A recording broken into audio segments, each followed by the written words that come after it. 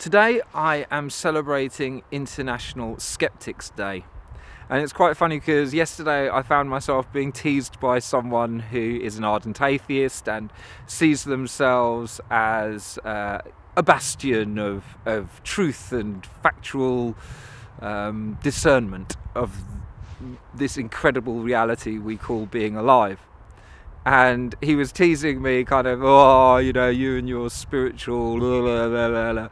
And it's funny because over the festive period I had a realization that I would like to consider myself, or I do consider myself, a spiritual atheist and very much a skeptic. And the reason I feel I can embrace these seemingly mutually exclusive qualities of being an atheist on one hand and spiritual on the other is because I don't see a dichotomy there. I don't believe in anything.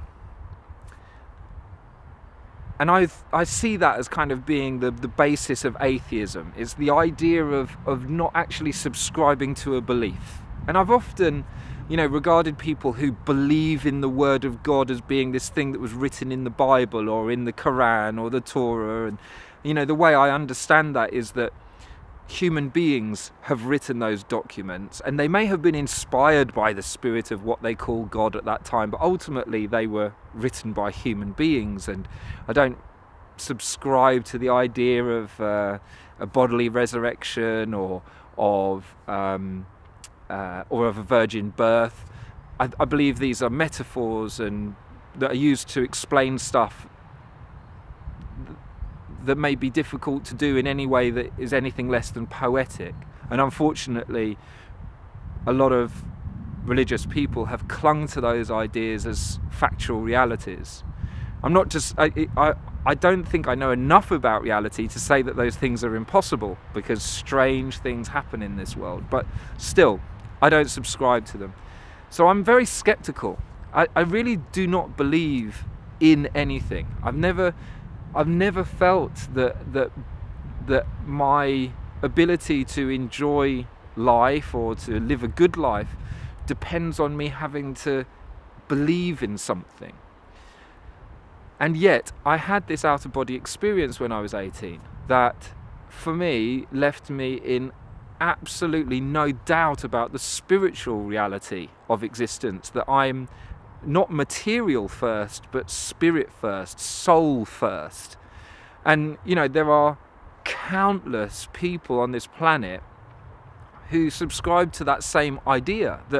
And what can we do but give some credence to the experiences we have through our sense data? If we don't believe in what we actually see through our senses, I know there are such things as optical illusions. There are things that trick us, and therefore we should be even skeptical about our own experience.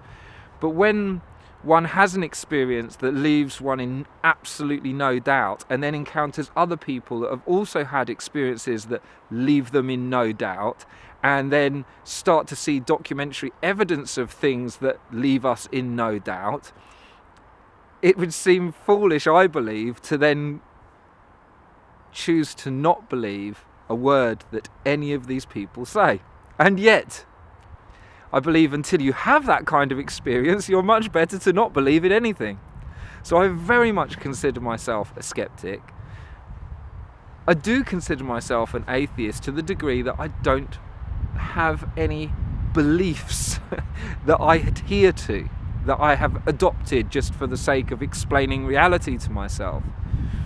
And yet I've had these experiences in my body, near-death experiences, for example, that leave me in absolutely no doubt about the nature of my consciousness, that it's not something that's fully identified with my body, that my body is somehow a vessel for this experience. There's no way I can get away from that. And it's interesting because I was watching the other day a Shaolin monk talking about his experience of reality, someone whose mastery of mind and body is so beyond doubt, and his description of the incarnated spirit absolutely tallies with my own. And I would I would welcome anybody to place their skepticism in front of this chap and dismiss what he says as absolute woo. So it's good to be skeptical, it's good to be an atheist, no doubt. But if we then start adhering to those beliefs to the point that we blind ourselves to the other information that's coming in through our sense data, through other people, through the testimony and the testament, heartfelt and honest by other human beings, then it's also somewhat missing the point. So despite being probably to some skeptics an exponent of absolute woo, I want to join this celebration of international skepticism, honouring its benefit to reality and how that attitude of skepticism has enabled us to learn so much about what it is to be alive.